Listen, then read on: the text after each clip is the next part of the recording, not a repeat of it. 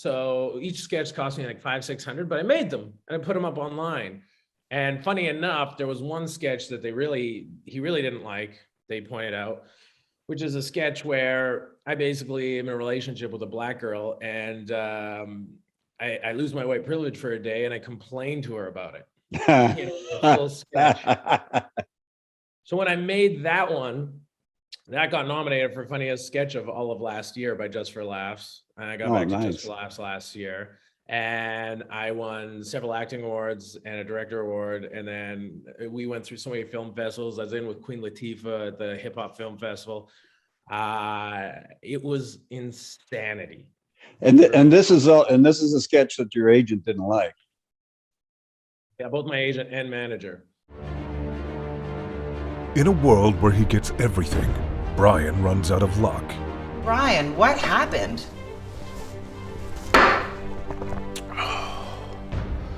What is he to do? How does he manage? It was terrible. Will he survive? On my way to work this morning, a cop pulled me over and gave me a speeding ticket. I wasn't even speeding. Where's my white privilege? Let's go.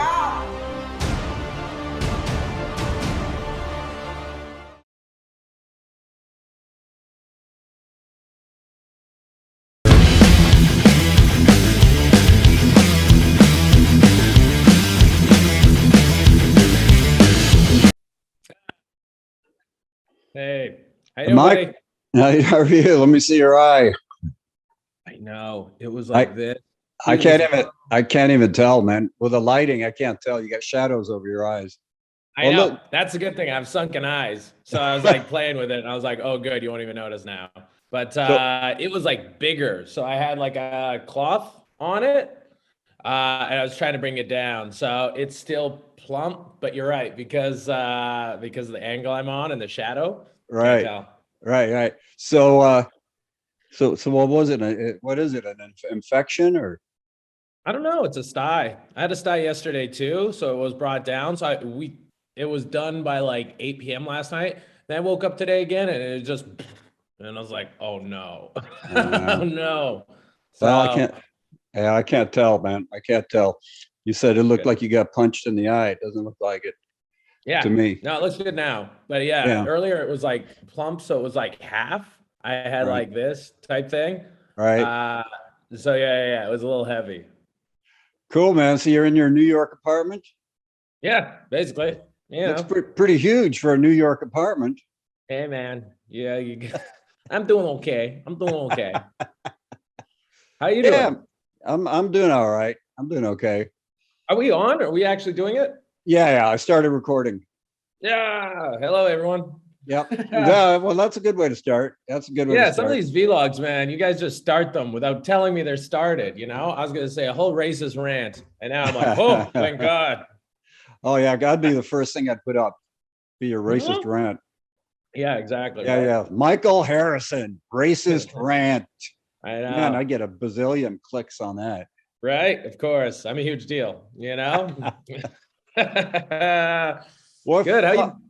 Yeah, I've been all right, man. But tell me about you, man. All right. Well, let's start from the beginning. I know you because why did you do this? This is how you're gonna start with me? You're gonna just get all authoritarian? Let's start from the beginning. This is a casual podcast. You, motherfucker. I know you. You. Right? Yeah, you're not. Now we're gonna take this seriously, man. I was like, this looks like an intervention. Like you're about to hit me with something. I'm still trying to get comfortable in this setup. You're the second Zoom thing I've done since I moved here, and this couch thing is I'm still not comfortable in it, so I'm trying to get comfortable. I'm trying to. You always look comfy when you look like a pouty kid. Yeah. Nice. You busted me. All right, well, check this out. How about that? Yeah, exactly. Yeah, let's go alpha. Might as well. Yeah. By the end of this podcast, we're gonna both be shirtless, so we're just gonna be sitting there like. Well, I'm not wearing pants right now, so you know. Yeah, hilarious. There you go. But all right, well, let me try to appear relaxed and comfortable and non-threatening. Please. Yeah. Please. So, but you're a hockey Pull the player. hair the other way. That'll help. Sorry, I'm. I can flip it ridiculous. Go around ahead. in editing. Yeah, Yeah. just reverse it in editing. Yeah. But no, I was just going to tell our story, how we met. You were, I don't know how old you were. How old are you now? God, 34. 34? Yeah. So I would have been, I was like 19. Yeah, I think 20? so. Yeah, you were Yeah, like when we 19, met. 20. I picked you up on a street corner in Edmonton. And that was before you started doing I'm not the only comedy. guy you've said that to. That was before you started doing comedy. Yeah, right. Exactly. Yeah. And you were my opening act, and we did some Bob Angeli gigs, and I got to know each other. And Yeah. and you were one of the first people to make me feel like a creepy older guy. Good. Because, Happy. huh? And then the first, that means there were more after. So I was right. That's good. Yeah. Well, no, it just means that you get to a certain age, and you'll get there too, where you know, you go from being like one of the guys to like you pick up a 19-year-old guy, and it's like all of a sudden it's well, I'll tell you the story. You told me the story about going to New York and modeling, and that you had some bad experiences. Yeah. With older guys and Yeah. stuff like, right. Right. I don't know how much detail you want to get into it. You didn't get into that much detail with me in the car, but we're talking, it's a long drive, so we're talking. And then I realized, you know, I'm a lot older. You know, I wonder if he's thinking it that I'm trying to hit on him. You know, Hilarious. Yeah. So I asked you, I go, you think I'm interested in hitting on you? And you go, yeah. Hilarious. I go, that's when I felt like, fuck, I'm the creepy older guy. I go, no. I don't even remember that, but you're right. Yeah. There was like a bunch of bad experiences with like old gay men who are constantly trying to solicit me into their like into their place. It was awful. But yeah. Because I don't know why. Sorry? Well, you're a good looking guy, but I can totally relate because I'm a good looking guy too. 100%. Yeah. I bet you there's 100-year-olds that are trying to get in their place. But no, I used to be, and I was in Hollywood, working on getting into acting when I was in my early 20s, and nice. I had similar experiences. I don't know if I shared that with you, but you know, casting agents and things like that. No, he didn't share it with me. You let Yeah, me no, I just let you left me share. there feeling insecure. You're like, ugh, awkward. You don't think I'm gonna? No, all right. Well, done here. No, but it was just so revealing about what kind of a person you are, that you were honest with me. You know, because a lot of guys would go, "Oh no, you know, no, I wouldn't think that." But you were like, "Yeah, I am kind of worried about that," and I go, "No, you don't have to worry about that." You know, I'm like 94% straight. You know, Yeah. so there's only a 6% chance on this trip. Good. Yeah. Just fight that 6%, you know, in you, you know? Yeah. But that was like, you don't even remember that, do you? No, not really. No. Yeah, I don't remember that part. Yeah. Well, good. Yeah. I just remember like constantly like telling you, I do remember because you're a very casual guy. You're very nice. You're easy to talk to. So I do remember when I got into the car, I did gel with you in a very quick way of being like, oh, I'm gonna just pick his brain and tell him all about my dreams and this is like what I want to do. And then I'd tell you about like, I think Seattle Comedy Fest in San Fran, which I knew you did. And I was like, what was that like? And like, I've always thought I wanted to do those. And yeah, so it was like, I told you about Just for Laughs. I told you about like, oh, a comedy special would be great. Honestly, I think I was annoying. But I was that guy when I was, when you met me. I was definitely that guy. Because I mean, I think I had a girlfriend in Toronto briefly, and I left her to go to Edmonton because there was the most comedy clubs in Canada there at the time. And I just wanted to pursue my career. Yeah. So yeah, I guess it wasn't 19. I had to have been like 21.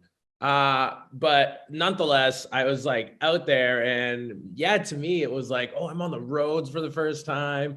And then, yeah, I was just all caught up in the dream of being in Alberta, I guess. But yeah, you were that guy who was like, oh, he's so calm and comfortable. I want to tell him like all about these things and find out what comedy is like. I was just that wide eye open guy who was like so excited about what was ahead of me, Comedy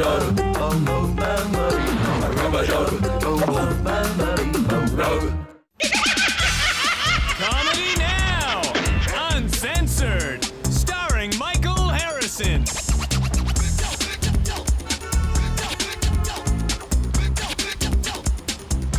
Please welcome Michael Harrison.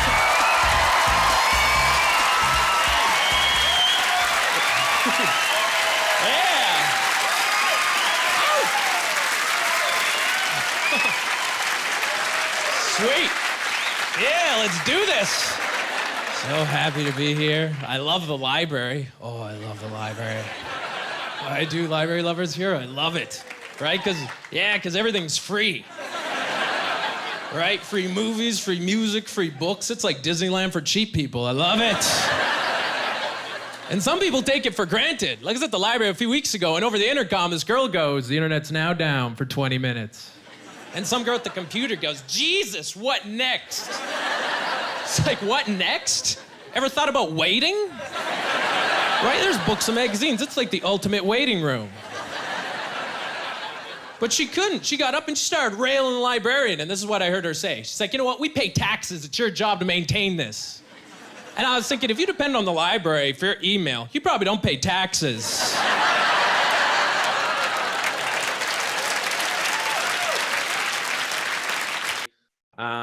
And now I'm even more excited about comedy just because I feel like the gatekeepers are almost gone.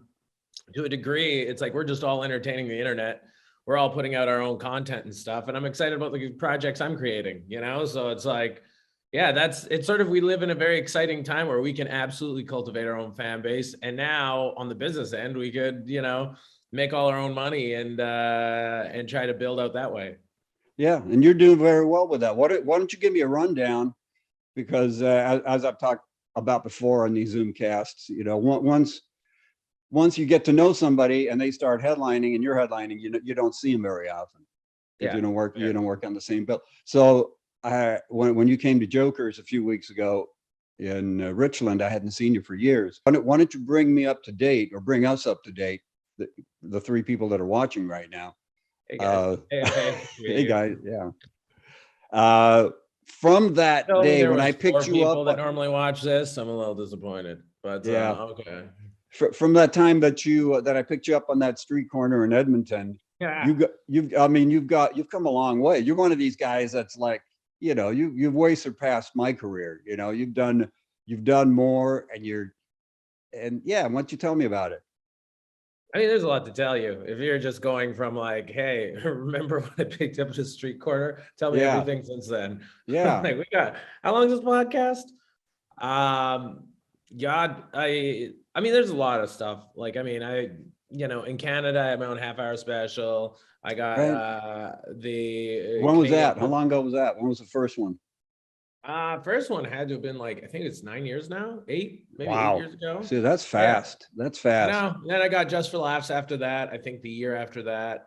And then it took me like another year and a half or something. And then I immigrated to America. So now I've been in America for like a little over 5 years. And I was touring, I had college bookers, all that jazz. I mean, it's so funny. I could go over all that stuff, but it literally the last 2 years feels like a reckoning for me, obviously. As for every comic, like once March 2020 hit, I mean, we watched our industry implode. And what a fascinating time to almost track comedy to a degree, because like that was scary, watching a plethora of comics quit, watching the ones who stay, just hunker in. Like we all went through something, I feel like we did. I did, definitely. Well, yeah, you're talking about the virus shutting everything down. Yeah, well, it was so funny. What was actually sort of really funny about that is prior to that, I headlined Australia. I did 2 weeks in Australia. Then I went and did Pat Wilson gig through Washington. Then I went up to Vancouver, did Yuck Yucks, and went over to Toronto, did Yuck Yucks, did it in HX. And then I arrived back home in New York on March 15th, the day everything went down. Oh, wow. Yeah. And so I'd made money straight for like 7 weeks, and I was so busy and burned out. And I was like, good, I need a break. I can take a year. I can take a year off. I'm Yeah, I ready was for- like, because it was just supposed to be 2 weeks. And I was like, Yeah. you know, I can take 2 weeks off, I think. You know, Yeah. I'm burnt out. I made a lot of money. And what great timing, too. I just got a haircut and I got my teeth checked. So it looks like I created the pandemic. You know, like I created it because I was so prepared by fluke.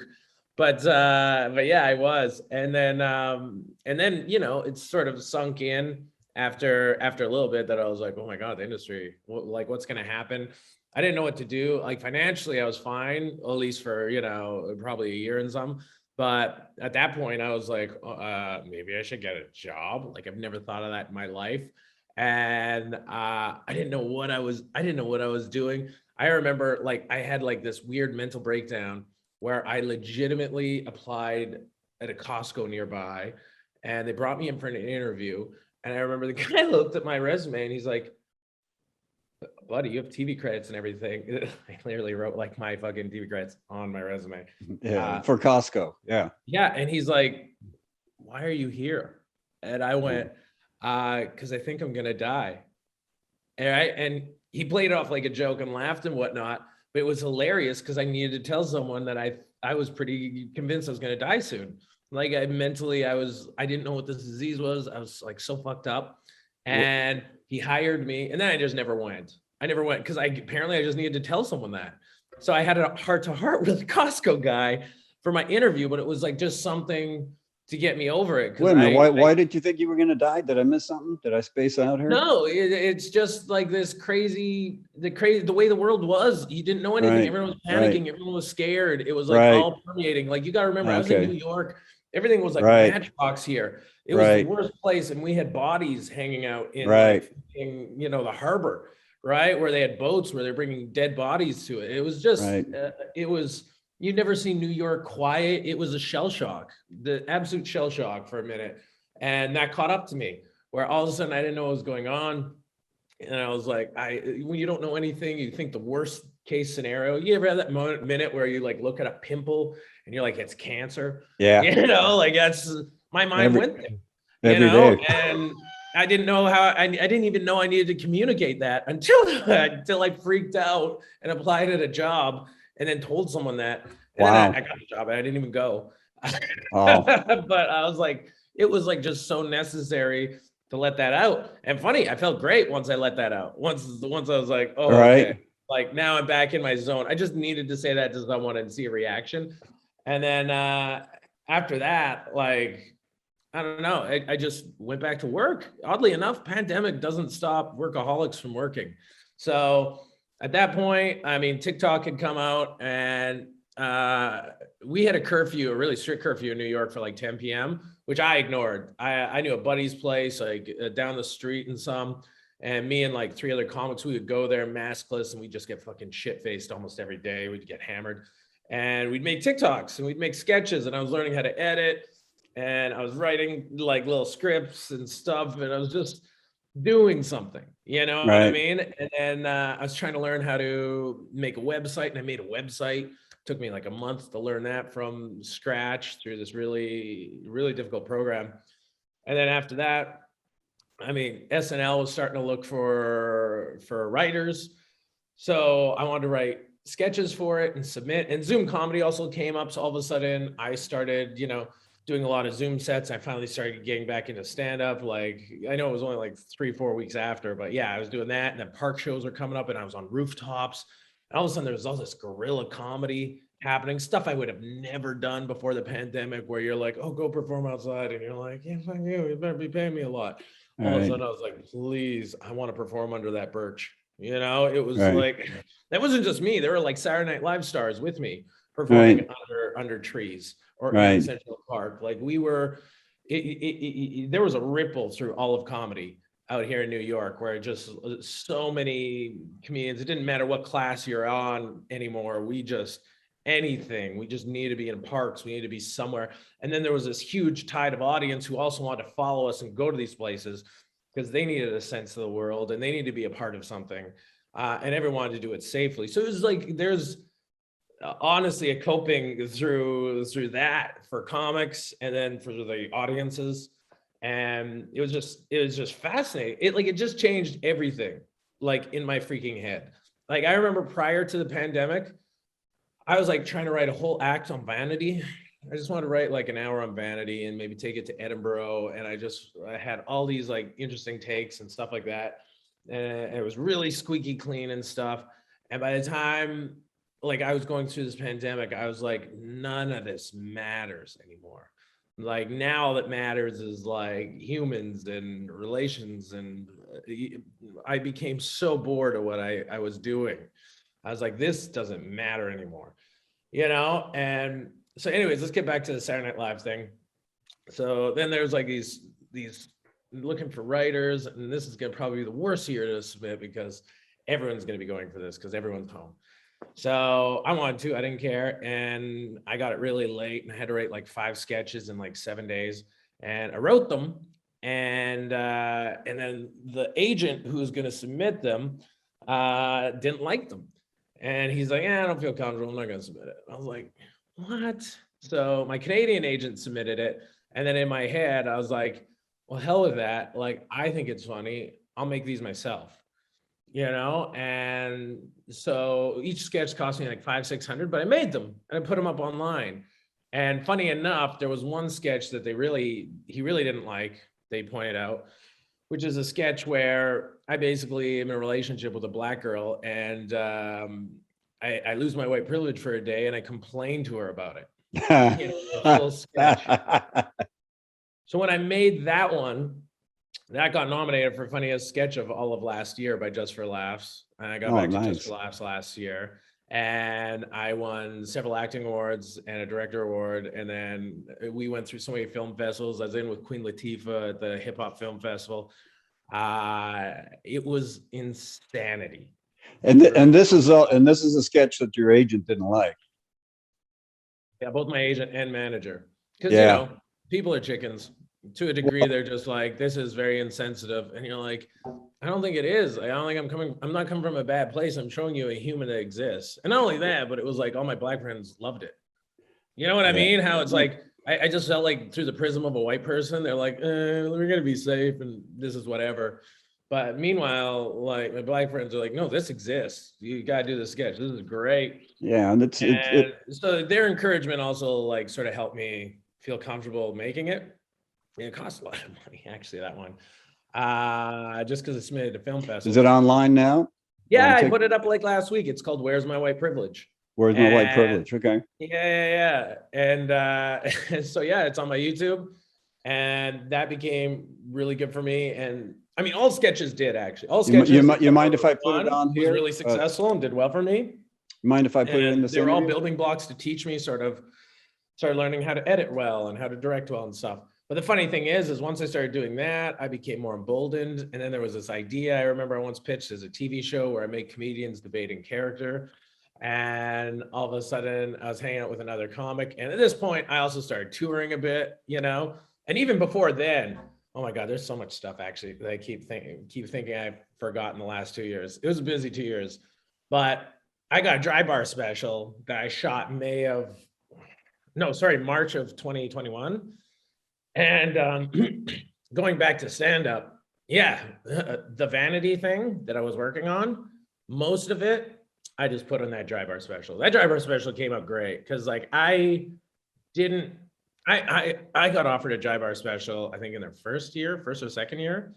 I think it was for like $500 for an hour. And I was like, what are you? Like I'd never heard of them. And that was very low to me. And then they'd offered it to me again where it was like, I think it was $1,000 for an hour, and same reaction. I was like, not really, not my thing. Right. And they've gotten a lot of good comics and some of my friends on it now. And I didn't know where comedy was going to be. So I actually reached out to them this time and went, hey, can I get a dry bar special? All right. And it was different now. Like they give more money and it's for 22 minutes.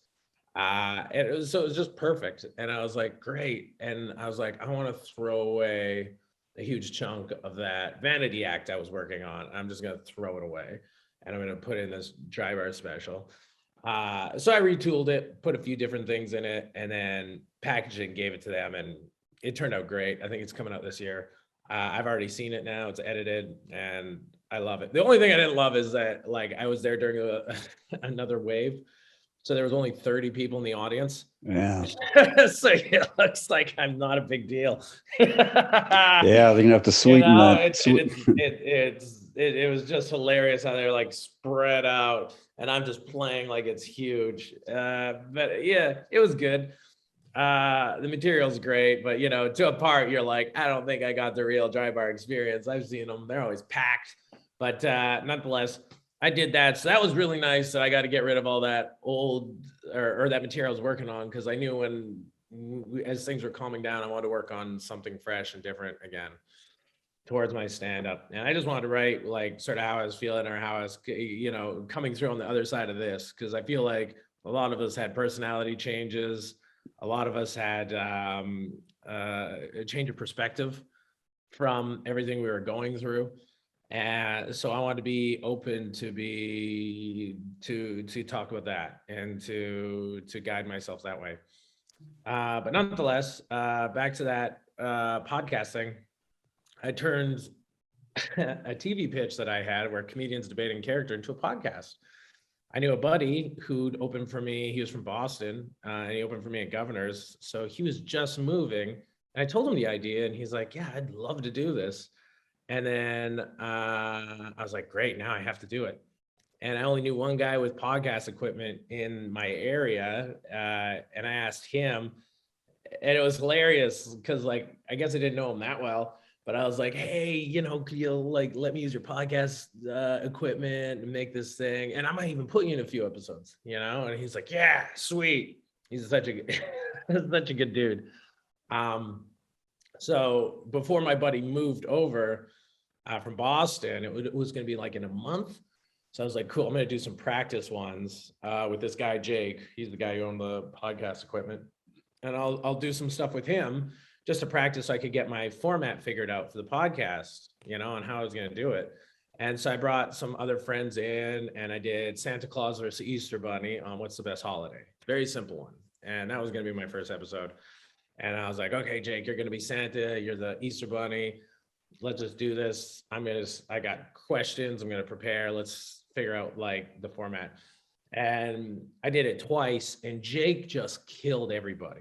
He was so funny. He just killed everybody. He was hilarious. And I was like, oh my God, you might just be a regular part of the podcast now, you know? And I remember when Drew came, he's the guy from Boston. When Drew came, Drew decided had to play the Easter Bunny and Jake was Santa. And the first episode, they hit it off like they knew each other. They met the first time that day doing the first episode of our podcast. And I barely knew either of them technically, because like I just knew Drew from the one time he opened for me, and then he wanted just advice from me because he was moving to New York. And then I knew Jake from his wife, who I did know a lot more. He's now married to a female comedian who I used to work with all the time and I see all the time, I'm good friends with. So, but yeah, together it was just like one of those things that all fell in line. And then I was like, I can't believe how perfect this is. And then I was always nervous at other comics because I was always bringing in a guest comic to debate Drew from those episodes forward. Maybe they would be weak. They haven't been. Comedians are natural arguers and they love it even more that they're in character because it means they could say whatever they want. Right. You know, they're never going to be reprimanded or in trouble because they get to be whoever they want to be or say whatever they want to feel. You know, that's why we have Baby Hitler on, and Baby Hitler gets to be silly and crazy. Or we could have, we had Cupid on, and he's like this old, sleazy executive. You know, and you make your voices whatever, and you stick to it. And they have just such great ideas. And like as far as improv podcasts, we killed it. We're killing it. It's one of my favorite things. Like, I'm Is so that up proud. on YouTube? Yep. No. Well, we have one episode on YouTube, the very first one. Okay. But no, I just, it's audio only. It's on everything but Pandora, but you definitely have to check it out.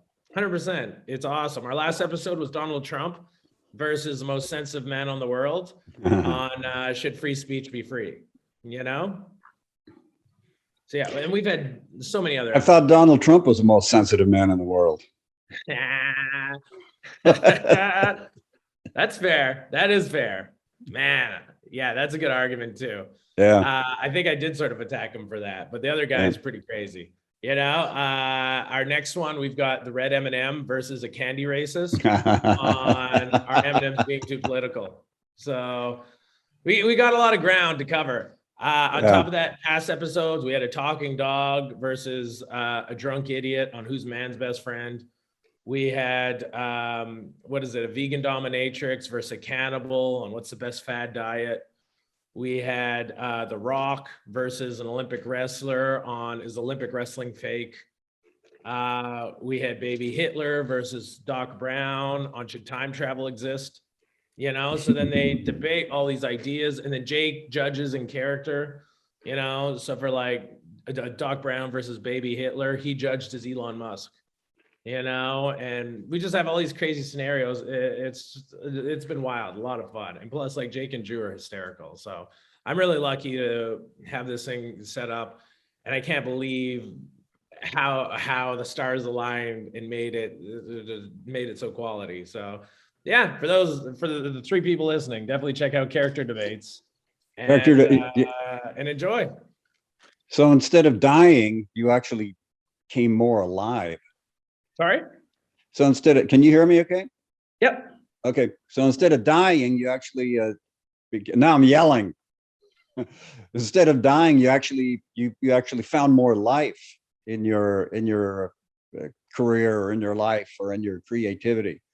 Because you talked about, you know, you thought you were going to die when the pandemic hit, and instead the pandemic flipped everything for you and you became even more creative and more active. Is that fair? And I think it should have for everyone. It's just not for me. I didn't know. Not for me. It's a tough thing to discuss, only because, like, I know there's comics who are probably crippled emotionally during that time. Yeah, you're talking to one of them. As a lot of people were. Oh, I just want to go to bed, Dad. So I just want to watch TV. You know? Yeah. I mean, some people were depressed. Some people did, like, so many different reactions. But yeah, to me, I mean, it was absolute anarchy, emotional anarchy for me. And you're right. Yeah, good for you. Making a sense of it. I mean, as odd as it is, and maybe this is a terrible thing for my own personality, but yeah, when things are bad, I guess I just go to work. You know, like, instead of facing the emotions, I just try to put it in art and try to create more. Because yeah, I think I was going through a lot and thinking a lot, and like watching the suffering and watching what was going on, and yeah, to a degree, it made me creative, if you want. But yeah, I just had a lot more to say, and a lot more I wanted to say, and a lot more I wanted to make. You know, like, where's my white privilege? I made that right around Black Lives Matter. That's when that was made.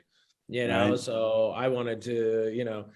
There's just so many movements going on also during the pandemic, just because, you know, we had the time to start addressing societal ills, you know, that, yeah, it was just a very interesting period. But yeah, it was anarchy, you know. I definitely became very creative. Yeah. All right. Yeah, shit, I woke up way too early this morning here. I'm glad you're doing a lot of talking, because I'm just like trying to keep it together. Yeah, I got you. Trying to stay awake. Yeah, it's good talking to you. Like I said, I'm feeling burnt out. I woke up at 5 o'clock this morning, man, and somebody that stays up late, that's not good. So I'm sorry. Well, it's all right. I was happy. It was awesome seeing you first off at Joker's. It was like such a trip. I was so happy to see you. Yeah, I was so happy to be on this. So thanks for having me. And definitely let me know what you think of the podcast, and let me know what you think of my sketch. That'd be great. I will. And it probably would have done me some good to actually have done some research before I did this. So I'm still learning how to do these vlogs. Yeah. Come back to me when you're a professional. Yeah, I'll come back to you when I get nominated and win, motherfucker. Yeah. Thank you. Appreciate All right. it. Don't beat me though, please. All right, Michael. Awesome. Thanks for having me, man. Yeah, you're a great guy, buddy. You I'll too. talk to you later. Yeah. Can't All right. wait. Cheers. Cheers.